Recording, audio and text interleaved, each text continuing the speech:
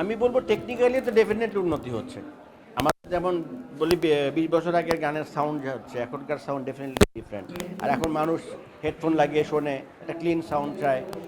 Technologically কিন্তু অনেক develop হয়েছে আমরা, কিন্তু ওই যে হার্টের কথাটা বললাম, হৃদয় থেকে আসা একটা আসল বাঁশি বাজানো আর কিবোর্ডের বাঁশি বাজানো অনেক পার্থক্য।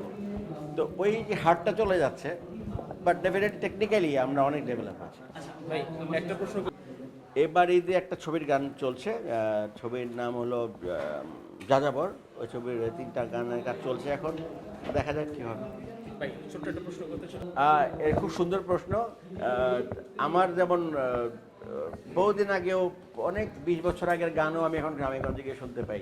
যেমন কদিন আগে একটা গ্রামে গেলাম, দেখি একটা বিয়ে হচ্ছে, ওখানে একটা গান বাজছে, বধূ ভেসে কন্যা যখন এলো রে, যেন খুশির বন্যা হয়ে গেল। তো ভালো লাগে যে পুরোনো গান, যে গানটা কাল জয় করে এসছে। বাট এখনও কিন্তু ভালো গান হচ্ছে, যেটা আমরা এই কালটা না গেলে বলতে পারবো না। হয়তো 5 বছর পরে বুঝতে পারবো যে গানটা কাল জয় করেছে। তো ডেফিনেটলি এখন যারা কাজ করছে তাদেরকে সেই সময়টা দেওয়া উচিত যে গানটা কাল জয় করেছে কিনা।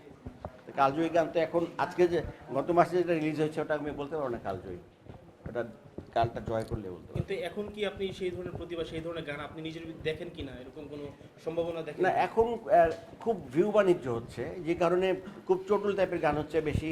কীভাবে দর্শকের ভিউ পাওয়া যায়, কন্টেন্ট বানানো যায় কীভাবে, ওই ধরনের গান হচ্ছে মানুষের। আগে যেন আমরা গান করতাম নিজের জন্য, হৃদয়ের জন্য, তারপরে মানুষের হৃদয় ঢুকবে। কিন্তু এখন কোনোভাবে মানুষের ভিজুয়ালি বিভিন্ন কন্টেন্ট, আপনাদের যে ইউটিউব বিভিন্ন প্ল্যাটফর্মে কীভাবে মানুষকে ধরা যায়, ওই বাণিজ্যের জন্য একটা অস্থিরতা গান আর সাস্টেন করছে না।